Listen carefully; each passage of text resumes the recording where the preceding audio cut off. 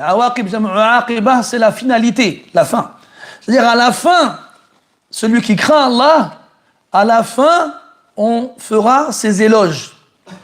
Et là, ce qu'on doit comprendre, c'est qu'il ne faut jamais s'impatienter. Des fois, tu vas craindre Allah, et sur le champ, sur le coup, il va t'arriver des problèmes. Exemple, tu es au travail, et tu as une responsable qui va venir te serrer la main. Toi, tu refuses. Elle le prend mal, elle te vire. Les gens la prennent, ils se moquent de toi. Donc toi, tu as craint Allah, et tu as avec des problèmes. Subhanallah. Mais ce qui doit... Et après, tu vas même regretter de l'avoir fait. Tu vas dire, oh, j'aurais pas dû, j'aurais dû lui serrer la main. La prochaine fois que ça se recommence, ça se reproduira, je le ferai. Et comme ça, j'éviterai les problèmes. Il ne faut pas que tu regardes juste au bout de ton nez. Il faut que tu penses à plus tard. Tôt ou tard, celui qui a craint Allah, il recevra les mérites de la piété dont il a fait preuve. Et des fois, ça vient à la fin. Yuhmad fi awaqibihi. À la fin, les gens diront, t'as bien fait en vrai. Ils le complémenteront. Ils diront, t'as eu raison en vrai. Nous, on a serré la main. Le lendemain, elle est venue, elle nous a fait la bise. Le surlendemain, elle nous a invités à... et nous, là, comme on a dit, oui, la première fois, on s'est retrouvés embourbés dans un tourbillon et à la fin, on avait que nous pour pleurer. Et à la fin, elle nous a virés. À la fin, elle nous a virés quand même. Donc tu lui serres la main, tu lui embrasses les doigts, tu lui fais la bise, tu lui fais ce que tu veux, à la fin, elle te vire. Ah bah, après, tu vois, wow, c'est vrai, tu avais raison en vrai. Il ne faut jamais oublier aussi que la piété, elle appelle la piété. Hein, les bonnes actions sont des sœurs qui s'appellent les unes les autres, et comme les mauvaises actions. Donc, ne te fie jamais à la première impression après avoir craint Allah Azza wa Jal. Au premier résultat, yuhmad fi awaqibihi. À la fin, n'aie pas peur. C'est pour toi, c'est toi qui auras raison. Cette phrase-là, ce sens qu'on vient de donner, il a une origine dans le Coran. C'est lequel? C'est laquelle?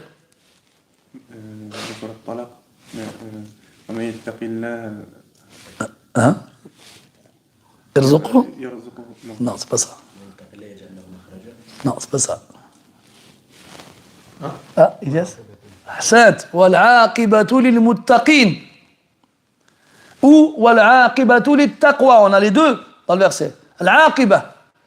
La finalité, la fin, elle est pour les muttaqin et elle est avec le taqwa. C'est dans le Coran. Donc là, l'auteur, il a juste adapté sous forme poétique ce sens. Man yattaqillah yuhmad fi awaqibi. C'est dans le Coran. Tu peux pas, toi, choisir de faire une chose par piété et ne pas en cueillir les fruits. Ne pas en mériter les éloges. C'est Allah qui te l'a promis. Mais malheureusement, aujourd'hui, ça se passe comme ça. Quand tu crains Allah Ta'ala, forcément, tu es mis de côté, parce que ceux qui le craignent sont une minorité. Tu es pointé du doigt, on se moque de toi. Comme Allah l'a dit dans le Coran. Inna alladhina ajramu kanu min alladhina amanu yadhakun. C'est le Coran. Mais Allah Ta'ala, il ne va pas laisser ça définiment. Un jour, la tendance s'inversera. فَالْيَوْمَ الَّذِينَ آمَنُوا مِنَ الْكُفَّارِ يَضْحَكُونَ. Le jour où ceux qui ont cru riront de ceux qui n'ont pas cru. Et dans l'autre verset, quand Allah s'adressera au jour de l'enfer, il leur parlera des croyants. Déjà, les gens de l'enfer, ils se retrouveront en enfer, ils se regarderont comme ça, et ils penseront trouver des gens qu'ils méprisaient sur terre. Et quand ils ne les trouveront pas, ils s'interrogeront. Ils diront « Ma lana la nara rijalan kunna na'udduhum min al-ashrar » Qu'avons-nous à ne pas voir des gens qu'on considérait comme les pires? Ils parlaient de qui, là? Des croyants. Parce que pour eux, c'était des gens insignifiants, méprisables, qui ne valaient rien, dont ils se moquaient. « Inna alladhina amanu, inna alladhina kafaru, inna alladhina ajramu kanu min alladhina amanu yadhakun. Wa idha marru bihim yataghamazun. » Et quand ils passaient, les croyants devant eux, ils se faisaient des signes comme ça. Regarde, c'est lui. Ils rigolaient. وإذا انقلبوا إلى أهلهم انقلبوا فكهين فكهين قراءة. Et quand ils retournaient chez eux, ils rentraient, ils étaient satisfaits. Ils disaient, ah, on a passé une bonne journée aujourd'hui, c'est moqué des croyants. Et en enfer, donc, ils se demanderont où ils sont ces personnes-là qui considèrent comme étant les pires. Et Allah, il leur rappellera. Il leur dira, إنه كان فريق من عبادي يقولون ربنا آمنا فاغفر لنا وارحمنا وأنت خير الراحمين. Il y avait des gens parmi mes esclaves qui disaient, ô notre Seigneur, nous avons cru, pardonne-nous et fais-nous miséricorde, et tu es le meilleur des miséricordieux. فاتخذتموهم سخريا. Et vous les avez pris en raillerie. حتى أنسوكم ذكري. Jusqu'à ce qu'ils vous ont fait oublier de m'évoquer. وَكُنْتُمْ مِنْهُمْ تَضْحَكُونَ. Et vous riez d'eux. Et donc, il faut toujours penser à l'aqiba. Al-aqiba. Souvenez-vous le hadith de Khabbab, quand pendant la période de l'embargo de Quraysh sur Banu Hashim, et pendant cette période-là, ils accrochaient ils aplatissaient leur ventre avec des pierres pour faire taire la faim, et ils suçaient des noyaux de dattes, et ils mangeaient des feuilles de séquoia jusqu'à ce que les extrémités de leurs lèvres se fissuraient. Après 3 ans de patience, ils ont dit au prophète, Ya Rasulallah, ala tastansir lana. Vas-tu seulement invoquer Allah pour qu'il nous apporte son secours? Ça fait 3 ans qu'on subit ça. Rasul se met en colère. Il leur dit avant, on ramenait un homme, on creusait un trou dans lequel on le mettait, et on posait la scie ala mafraqati ra'sih, sur l'arrêt de ses cheveux là. Et on lui disait alors, renie ta foi. Et il la reniait pas. Alors on le sciait en deux, et il la reniait pas. Walakinnakum qawmun tasta'jilun. Mais vous êtes des gens pressés. Ce qu'il faut garder dans la tête, mes frères, c'est que la dunya ne vaut rien auprès d'Allah Azza wa Jal. Elle ne vaut rien. La tusawi inda Allahi janaha ba'udah. Et Allah, il veut mieux que dunya pour ses awliya. Donc l'aqiba, il faut vraiment que tu comprennes c'est quoi quand Allah dit l'aqibatu lil muttaqin. Fasbir, Allah dit, subhanallah. Fasbir inna l'aqibata lil muttaqin. Quand Allah il dit ça. L'aqiba pour les pieux.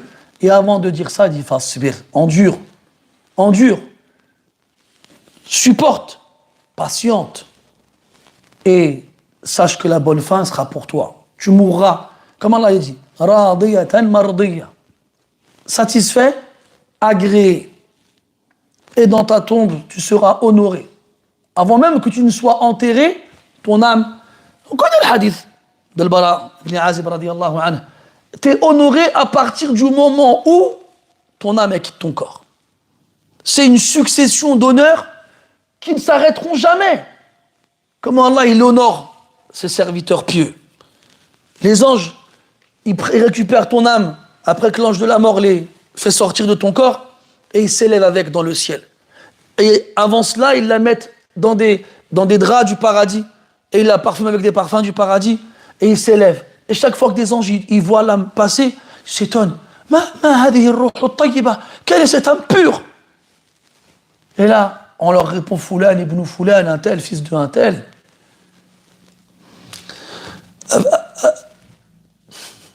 Avec le plus beau nom qu'on lui donnait, Dunya. Et chaque fois que les anges ils s'élèvent avec cette âme-là et passent près d'un autre groupe d'anges, ils veulent avoir l'honneur de porter cette âme-là. Et c'est ainsi de ciel en ciel, jusqu'au 7e. Quand Allah Ta'ala dit « Uktubu kitab abdi fi illiyin » Abdi. Inscrivez son registre fi illiyin dans le plus haut degré du ciel. Wa'iduhu ila al-ard. Puis il revient sur terre et il est interrogé par les anges et Allah yuthabbituhu. Allah il l'affirme dans les réponses et Allah il l'honore encore une fois. Et il ouvre des portes du paradis. Il en sent son odeur et il envoie les arbres et les palais qui l'attendent. Et il dit Rabbi aqimis sa'a. Puis le jour de la résurrection, il est honoré. Il est honoré jusqu'à jusqu'à aucune limite possible et imaginable. Hada jaza'ul muttaqin. C'est ça la rétribution des pieux. Quand toi, t'es tout seul, ou t'es dans un petit groupe, et tu t'efforces, tant bien que mal, à craindre Allah, dans des circonstances très difficiles, et des fois, tu as envie d'arrêter, d'abandonner, t'es fatigué de subir les remarques des gens. Tu n'en peux plus d'être mis à l'écart. Tu vois les gens, tu as l'impression ils vivent, ils sont heureux, toi, tu es tout seul chez toi. Et là, Shaitan, il vient te voir et dit, regarde, eux, ils vivent et toi, tu ne vis pas. Eux, ils ne se privent pas et toi, tu te prives. Pourquoi? Et alors là, répète-toi ce verset. وَالْعَاقِبَةُ إِنَّ الْعَاقِبَةَ لِلْمُتَّقِينَ مَنْ يَتَّقِ اللَّهَ يُحْمَدْ فِي عَوَاقِبِهِ وَيَكْفِهِ شَرَّ مَنْ عَزُّوا وَمَنْ هَانُوا. Et celui qui craint Allah, Allah, il le préserve de tout le monde. Que ce soit des gens puissants ou des gens vils, des gens humiliés. Quelle que soit leur nature, Allah, il te préservera de leur mal. Quelle que soit la tentative, le moyen qu'ils utiliseront pour te faire du mal, ça ne te touchera pas. Il l'épargnera. Il l'épargnera du mal de ceux qui sont forts et de ceux qui sont faibles. Après, tu vas me dire, mais quand même, on a des exemples où ils n'ont pas été épargnés, si, parce que ça ne les a pas touchés. Et ça les énerve encore plus, ceux qui tentent de te faire du mal. Parce qu'ils se disent quoi? On va les éprouver, on va les tenter, on va faire tout pour qu'ils renient leur foi. Mais ils voient que quels que soient les moyens utilisés, ils n'y arrivent pas. Allah t'a préservé. Ils peuvent toucher ton corps, ils ne toucheront pas ton cœur. Ils peuvent te mutiler, te torturer. Ta foi, elle est dans un rempart plombé, infranchissable. Ils peuvent perforer tes os, les casser, les briser. Ils peuvent te dépecer, ils peuvent te brûler, ils peuvent te faire t'amputer. Mais ils ne pourront jamais toucher à ce que Allah a mis dans ton cœur. Donc Allah, il te préservera. Et Allah dit dans le Coran, « Alaysa Allahu bikafin abdah » Alaysa Allahu bikafin abdah. Allah ne suffit-il pas à ses esclaves, à son esclave? Et la parole, la shi'arul mu'minin, et la devise des croyants, c'est Hasbunallah wa ni'mal wakil. Fi sarra'i wa dharra. Dans l'aisance et dans la difficulté. Allah, il nous suffit, et quelle meilleure garantie. Wa yakfihi sharra man azzu wa man hanu. Si on avait vraiment compris la taqwa, qu'est-ce que c'est et qu'est-ce qu'elle nous apporte, on la vivrait différemment. Mais malheureusement, comme on s'arrête juste en surface sur les actions, et puis sans rentrer en profondeur dans les symboles et dans les sens, alors au bout d'un moment on se lasse et on n'arrive plus. Et les gens ils craquent. Et quand ils craquent, ils vont plus loin encore que ceux qui leur faisaient des remarques. Ala kulli hal, at-taqwa, c'est une chose extraordinaire. C'est un cadeau qui a une valeur inestimable. Mais il faut savoir comment l'appliquer, comment la vivre. Quand tu arrives à ce moment-là, quand tu arrives à ce stade-là, Wallah, tu es tout seul. On te jette des pierres, on met des ordures devant la porte de ta maison, on t'insulte, on te fait du mal, ça ne te fait rien. Ça n'a aucun impact sur ta foi, aucun. Ça ne te change pas. Parce que le lien entre toi et Allah, il est tellement fort que quels que soient les éléments extérieurs, ils n'auront pas d'impact sur ce lien-là. Même si on te coupe en morceaux. Même si on te met dans une prison où on te fait les pires supplices. Le lien avec Allah Ta'ala, il sera au-dessus de tout. C'est pour ça que l'objectif à atteindre, c'est justement de parfaire cette relation. Quand tu parfais ta relation avec Allah Azza wa Jal et que tu atteins le degré de la taqwa, alors après, tu n'as plus rien à craindre.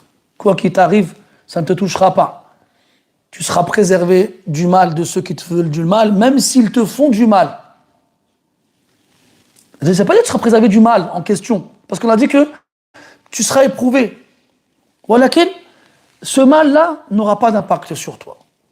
Il faut que ton objectif, c'est l'akhirah, c'est pas le dunya. ثم قال حسب